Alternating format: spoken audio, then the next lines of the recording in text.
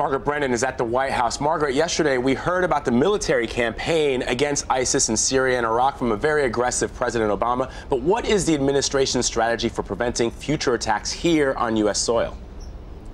Well, you heard the president lay out his strategy to attack ISIS in its heartland of Syria, as well as the battlegrounds of Iraq and elsewhere in Libya. You're going to hear later this week from the president when he visits the National Counterterrorism Center. He's really drawing the focus on trying to prevent radicalization and infiltration here in the United States. That's really reliance on the intelligence community. You also heard a ramping up of what Homeland Security is doing in terms of trying to raise scrutiny if there are incidents that should be watched and perhaps trigger some of those tripwires so that the intelligence community is monitoring people who could be possibly a threat to security here at home.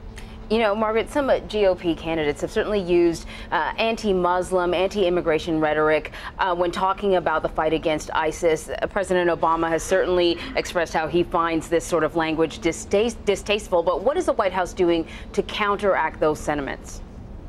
Well, Muslim American community leaders were invited here to the White House yesterday to meet with senior aides to the president. Later this morning, the president himself will go attend a swearing-in ceremony for new citizens.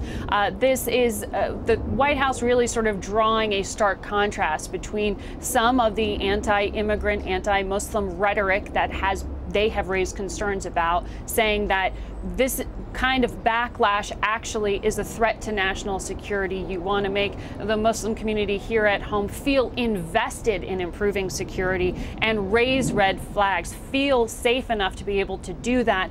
And when that community begins to feel under attack, it counteracts that, as well as lending to the rhetoric of ISIS itself and its attempts to recruit by drawing this false idea of the U.S. at war with Islam. Margaret, let's talk about the strategy since San Bernardino. We know that Tashfeen Malik posted about violent jihad on social media before she was granted a visa, but we know she also went through a fairly intensive vetting process. So what does that say about the vetting process? And are you hearing that at some point the government may start to look at people's social media accounts who are trying to enter the country?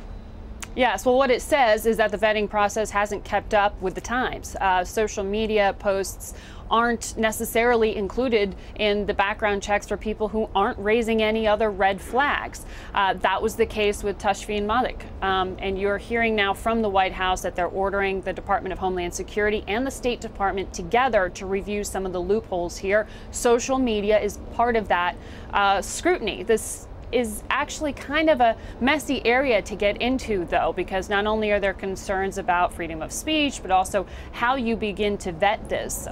White House spokesperson Josh Earnest said yesterday that it's also a question of resources. How do you go out there and troll the internet looking for posts that could be under pseudonyms, posts that could be just a conviction about what's happening overseas, not necessarily something saying you're going to act on that sentiment. So it's a really messy area that the Department of Homeland Security and their lawyers are trying to hammer out right now. How do you comb through that vast array of information online, and how do you work that into a process that already is quite bulky? You already have facial recognition, fingerprinting that happens, face-to-face interviews, an electronic questionnaire called the DS-160 that someone like Tashfeen Malik had to sit down, fill out, and go through and pass in order to come to this country.